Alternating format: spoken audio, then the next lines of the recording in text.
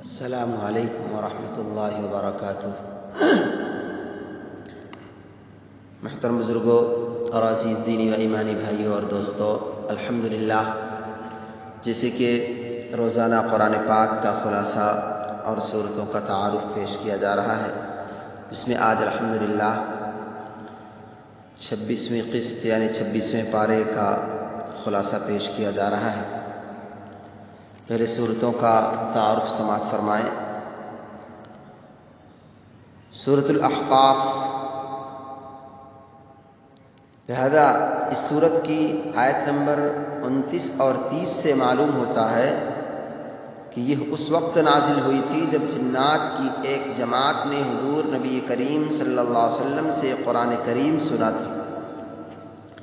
معتبر روایات کے مطابق یہ واقعہ ہجرت سے پہلے اس وقت پیش آیا تھا جب حضور اقدس صلی اللہ علیہ وسلم طائف سے واپس تشریف لا رہے تھے اور نخلہ کے مقام پر فجر کی نماز میں قرآن کریم کی تلاوت فرما رہے تھے۔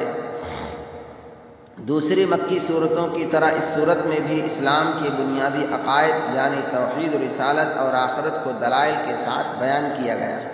اسی زمانے میں اس قسم کے واقعات پیش آ رہے تھے کہ ایک ہی گھرانے میں والدین مسلمان ہو گئے اور اولاد مسلمان نہیں ہوئی، اور اس نے اپنے والدین کو ملامت شروع کر دی کہ وہ کیوں اسلام لائے۔ اس کے برعکس بعض گھرانوں میں اولاد مسلمان ہو گئی اور والدین مسلمان نہ ہوئے اور انہوں نے اولاد پر تشدد شروع کر دیا۔ اس صورت کی آیات 16 اور 17 میں اسی قسم کی صورتحال کا تذکرہ کیا گیا ہے، اور اسی پس منظر میں اولاد پر ماں باپ کے حقوق بیان فرمائے گئے ہیں۔ اس کے علاوہ ماضی میں جن قوموں نے کفر اور نافرمانی کے روش اختیار کی، ان کے برے انجام کا حوالہ دیا گیا ہے، اور قوم عاد کا خاص طور پر ذکر فرمایا گیا ہے۔ جس جگہ یہ قوم آباد تھی وہاں بہت سے ریت کے ٹیلے تھے جنہیں عربی زبان میں احقاف کہا جاتا ہے۔ اسی مناسبت سے اس سورت کا نام احقاف رکھ دیا گیا ہے۔ بہرحال صرف اللہ ہی سے مانگو، اللہ تعالیٰ ہی ہر شخص کی پکار سنتا ہے اور ہر ایک کی مدد کرتا ہے۔ اللہ تعالیٰ کو چھوڑ کر کسی اور سے فریاد کرنا انتہائی گمراہی اور بے عقلی کی بات ہے۔ جو لوگ اللہ کو چھوڑ کر باطل خداؤں سے فریاد کرتے ہیں اور ان کے نام کی منتیں مانتے ہیں، ان کو یہ بات اچھی طرح سمجھ لینی چاہیے کہ جب یہ جھوٹے معبود ان کی کوئی بات سن بھی نہیں سکتے تو ان کی کسی ضرورت کو کیا پورا کریں گے۔ دین پر استقامت کا فائدہ، آخرت کے رنج و خوف سے بچنے کے لیے ایمان کے ساتھ ساتھ اس پر جمنا اور اس کے تقاضے کے مطابق اپنی زندگی گزارنا بھی ضروری ہے۔ جن لوگوں کے اندر یہ دونوں صفت پائی جائیں گے وہ قیامت کے دن غم اور خوف سے آزاد ہوں گے اور ہمیشہ کے لیے جنت میں داخل کر دیے جائیں گے۔ والدین کے ساتھ حسن سلوک، انسان کو والدین کا حق یاد دلاتے ہوئے نصیحت کی گئی ہے کہ وہ والدین کے ساتھ اچھا سلوک کریں۔ انہوں نے اس کی خاطر جو مشقتیں اٹھائی ہیں انہیں یاد رکھیں۔ ماں نے اس کے حمل کو مشقت برداشت کی، پھر وہ اس کی پیدائش کے وقت تکلیفوں سے دوچار ہوئی اور پھر کئی مہینوں تک اسے دودھ پلایا۔ انسان ان احسانات کو ہمیشہ یاد رکھے اور والدین کے ساتھ اچھا سلوک کرے۔ دعوت کی راہ میں آنے والی مصیبتوں پر صبر کرو۔ تمام پیغمبروں کو دین کی دعوت کی وجہ سے اپنی قوموں کی طرف سے تکلیفوں اور پریشانیوں کا سامنا کرنا پڑا ہے، مگر انہوں نے صبر سے کام لیا۔ تم پر بھی اگر دعوت کی راہ میں مصیبتیں آئیں اور قوم کی طرف سے پریشانیوں کا سامنا کرنا پڑے تو تم بھی صبر کرو۔ تمہارا کام بندوں تک اللہ کا پیغام پہنچانا ہے، لہذا اسے انجام دو۔ اس کے بعد سورہ محمد کا سلسلہ شروع ہو رہا ہے، لہذا اس سورت کا تعارف سماعت فرمائیں کہ یہ سورت مدنی زندگی کے ابتدائی دور میں اور بیشتر مفسرین کی رائے میں جنگ بدر کے بعد نازل ہوئی ہے۔ یہ وقت تھا جب عرب کے کفار مدینہ منورہ کی ابھرتی ہوئی اسلامی حکومت کو کسی نہ کسی طرح زیر کرنے کی کوشش میں لگے ہوئے تھے اور اس پر حملہ کرنے کی تیاریاں کر رہے تھے۔ اس لیے سورت میں بنیادی طور پر جہاد و قتال کے احکام بیان فرمائے گئے ہیں اور جو لوگ اللہ تعالیٰ کے دین کا کلمہ بلند رکھنے کے لیے جہاد کرتے ہیں ان کی فضیلت بیان فرمائی گئی ہے۔ لہذا مدینہ منورہ میں ایک بڑی تعداد ان منافقوں کی تھی جو زبان سے تو اسلام لے آئے تھے لیکن دل سے وہ کافر تھے۔ ایسے لوگوں کے سامنے جب جہاد اور لڑائی کی بات کی جاتی تو اپنی بزدلی اور دل کے کھوٹ کی وجہ سے لڑائی سے بچنے کے لیے بہانے تلاش کرتے تھے۔ اس صورت میں ان کی مذمت کر کے ان کا برا انجام بتایا گیا ہے۔ جنگ کے دوران جو قیدی گرفتار ہوں ان کے احکام بھی اسی صورت میں بیان ہوئے ہیں، چونکہ اس صورت کی دوسری ہی آیت میں حضور رسول کریم صلی اللہ علیہ وسلم کا مبارک نام لیا گیا ہے، اس لیے اس کا نام سورہ محمد رکھا گیا ہے، اور چونکہ اس میں جہاد و قتال کے احکام بیان فرمائے گئے ہیں اس لیے اس کو سورہ قتال بھی کہا جاتا ہے۔ رشتہ داری نبھاؤ، رشتہ داروں سے تعلقات درست رکھو اور آپسی رشتہ داریاں نبھاؤ۔ جو لوگ رشتہ داروں کے درمیان لگائی بجھائی کرتے ہیں، زمین میں بگاڑ پھیلاتے ہیں اور رشتہ داروں سے تعلق توڑ لیتے ہیں، انہیں اللہ اپنی رحمت سے دور کر دیتا ہے۔ منافقوں کا برا انجام، جو لوگ ظاہر میں اپنے آپ کو مسلمان بتاتے ہیں اور حقیقت میں ان کے دلوں میں ایمان نہیں ہے، موت کے وقت ایمان نہ ہونے کی وجہ سے فرشتے ان کے منہ اور پیٹھ پر عذاب کے کوڑے برسائیں گے، چونکہ انہوں نے اللہ کی رضا اور خوشنودی کے راستے کو چھوڑ کر اس کی ناراضگی کا راستہ اختیار کیا، اس لیے ان کے تمام اعمال برباد کر دیے جائیں گے اور ہمیشہ عذاب کا مزہ چکھتے رہیں گے۔ مسلمان اپنے کو کمزور سمجھ کر کفار سے صلح نہ کرے، بزدلی اختیار کر کے کمزور مت پڑو کہ ہر چیز میں صلح سے معاملات طے کرنے کی کوشش کرنے لگو۔ اگر تم ایمان پر قائم رہے تو ہر حال میں تم سربلند رہو گے، کیونکہ اللہ تمہارے ساتھ ہے، اور دین کی سربلندی کے لیے تم جو بھی کوشش کرو گے اللہ تمہیں اس کا پورا بدلہ دے گا۔ کنجوسی مت کرو، جب اللہ کی راہ میں خرچ کرنے کی دعوت دی جائے تو کنجوسی مت کرو، دل کھول کر خرچ کرو۔ جو کنجوسی کرے گا خود ہی نقصان اٹھائے گا۔ اللہ تعالیٰ تو بے نیاز ہے، اس کو کسی کے مال کی ضرورت نہیں، محتاج تو بندے ہیں، وہ جو خرچ کریں گے انہیں کام آنے والا ہے۔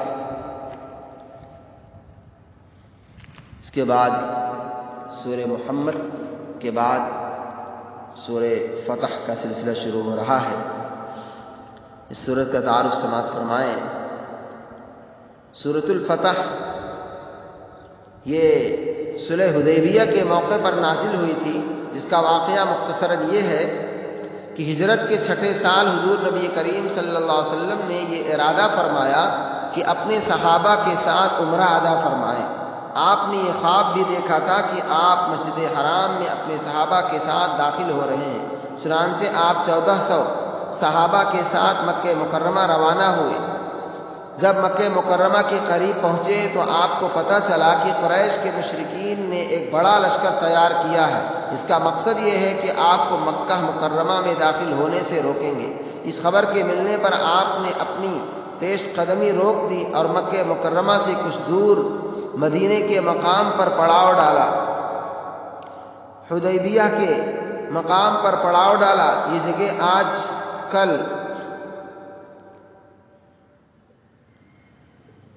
موجود ہے۔ وہاں سے آپ نے حضرت عثمان غنی رضی اللہ تعالیٰ عنہ کو اپنا ایلچی بنا کر مکہ مکرمہ بھیجا تاکہ وہ وہاں کے سرداروں کو بتائیں کہ حضرت صلی اللہ علیہ وسلم کسی جنگ کے ارادے سے نہیں آئے ہوئے ہیں، وہ صرف عمرہ کرنا چاہتے ہیں اور عمرہ کر کے پرامن طور پر واپس چلے جائیں گے۔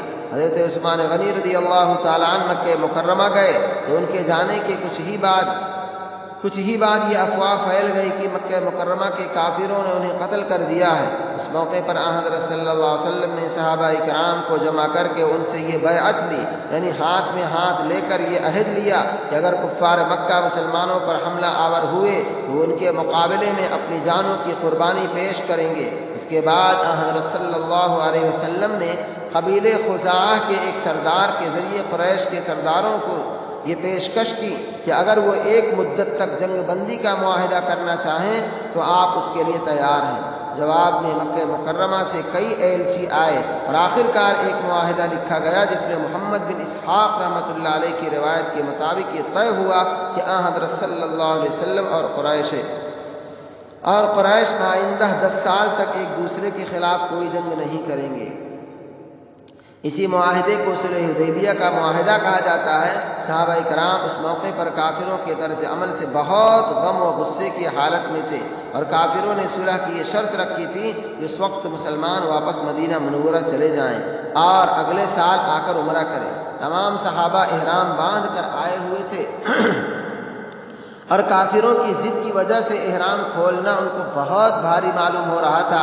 اس کے علاوہ کافروں نے یہ شرط یہ بھی رکھی تھی کہ اگر مکہ مکرمہ کا کوئی شخص مسلمان ہو کر مدینہ منورہ جائے گا تو مسلمانوں کے لیے ضروری ہوگا کہ اسے واپس مکہ مکرمہ بھیج دیں، اور اگر کوئی شخص مدینہ منورہ چھوڑ کر مکہ مکرمہ آئے گا تو قریش کے ذمے یہ نہیں ہوگا کہ اسے واپس مدینہ منورہ بھیجے۔ یہ شرط بھی مسلمانوں کے لیے بہت تکلیف دہ تھی، اور اس کی وجہ سے وہ یہ چاہتے تھے کہ ان شرائط کو قبول کرنے کے بجائے ان کافروں سے بھی ایک فیصلہ خود مارکا ہو جائے، لیکن اللہ تعالیٰ کو یہ منظور تھا کہ اسی صلح کے نتیجے میں آخرکار قریش کا اقتدار ختم ہو جائے۔ اس لیے اللہ تعالیٰ کے حکم سے حضرت صلی اللہ علیہ وسلم نے یہ شرائط منظور فرما لی۔ صحابہ کرام اس وقت جہاد کے جوش سے سرشار تھے اور موت پر بیعت کر چکے تھے، لیکن حضرت صلی اللہ علیہ وسلم کے حکم کے آگے انہوں نے سر جھکا دیا اور صلح پر راضی ہو کر واپسی مدینہ منورہ واپس چلے گئے، اور اگلے سال عمرہ کیا۔ اس کے کچھ ہی عرصے کے بعد ایک واقعہ تو یہ ہوا کہ ایک صاحب جن کا نام ابو بصیر رضی اللہ تعالیٰ عنہ تھا، مسلمان ہو کر مدینہ منورہ آئے، اور حضرت صلی اللہ علیہ وسلم نے معاہدے کے مطابق انہیں واپس بھیج دیا۔ انہوں نے مکہ مکرمہ جانے کے بجائے ایک درمیانی جگہ پڑاؤ ڈال کر قریش کے خلاف چھاپہ مار جنگ شروع کر دی، کیونکہ وہ صلح حدیبیہ کے معاہدے کے پابند نہیں تھے۔ اس چھاپہ مار جنگ سے قریش اتنے پریشان ہوئے کہ خود انہوں نے حضرت صلی اللہ علیہ وسلم سے یہ خود درخواست کی کہ اب ہم وہ شرط واپس لیتے ہیں جس کی روح سے مکہ مکرمہ کے مسلمانوں کو واپس بھیجنا ضروری قرار دیا گیا تھا۔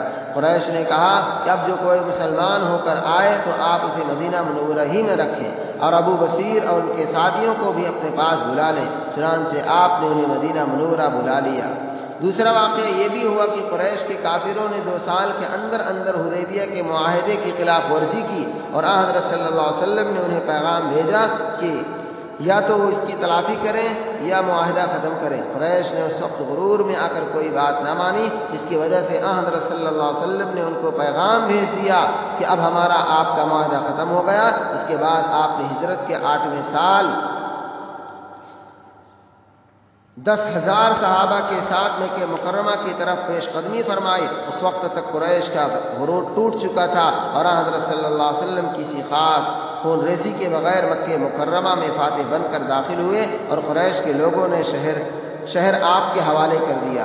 سورہ فتح میں صلح حدیبیہ کے مختلف واقعات کا حوالہ دیا گیا ہے، اور صحابہ اکرام کی تعریف کی گئی ہے کہ انہوں نے اس واقعے کے ہر مرحلے پر بڑی بہادری، سرفروشی اور اطاعت کے جذبے کا مظاہرہ کیا۔ دوسری طرف منافقین کی بدعمالیوں اور ان کے برے انجام کا بھی ذکر فرمایا گیا ہے۔ صلح کے شاندار نتائج۔ حدیبیہ کی صلح بہت ہی نرالے ماحول میں ہوئی۔ کافر اپنی بات پر اڑے ہوئے تھے اور مسلمانوں کو ہر طرح دبانے کی کوشش میں تھے، اور مسلمان ان کے ظلم و ستم سہتے سہتے تنگ آ چکے تھے۔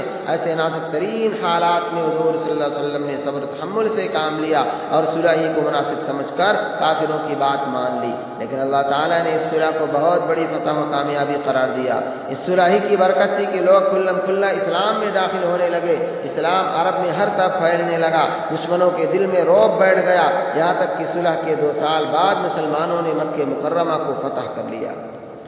صحابہ رضی اللہ تعالی عنہ اجمعین کی چند صفات۔ قرآن کریم میں صحابہ کرام کی چند صفات بیان کی گئی ہیں۔ پہلی صفت یہ ہے کہ وہ کافروں کے مقابلے میں انتہائی سخت ہیں۔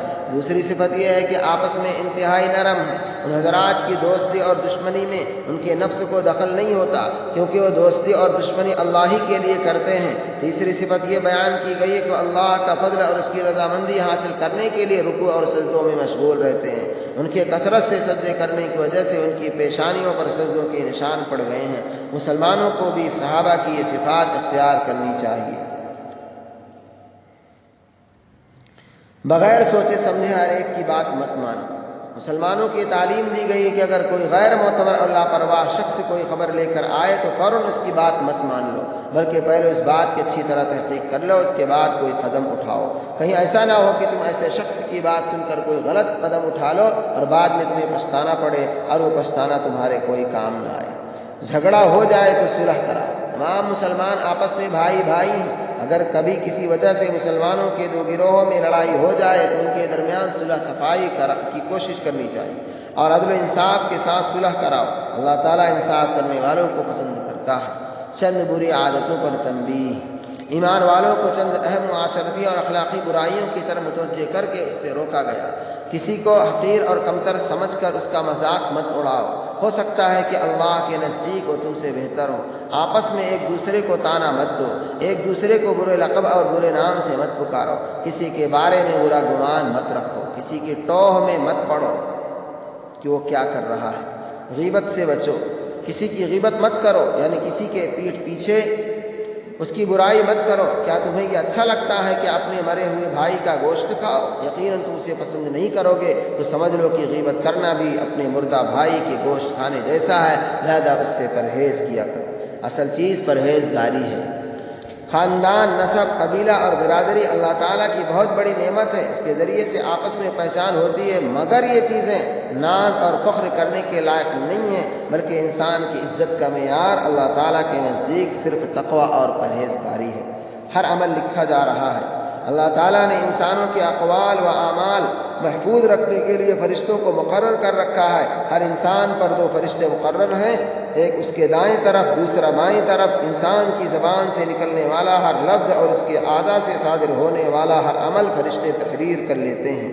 انسان اگر نیک عمل ہو تو داہنی طرف والا فرشتہ لکھ لیتا ہے اور برا عمل ہو تو بائیں طرف والا۔ لہذا ہر انسان کو کوئی بھی بات بولنے اور کوئی بھی عمل کرنے میں بہت احتیاط سے کام لینے کی ضرورت ہے۔ اللہ تبارک و تعالی ہم سبوں کو ان تمام باتوں کو سمجھنے اور اس پر عمل کی توفیق نصیب فرمائے۔ وعلینا البلاغ۔ السلام علیکم۔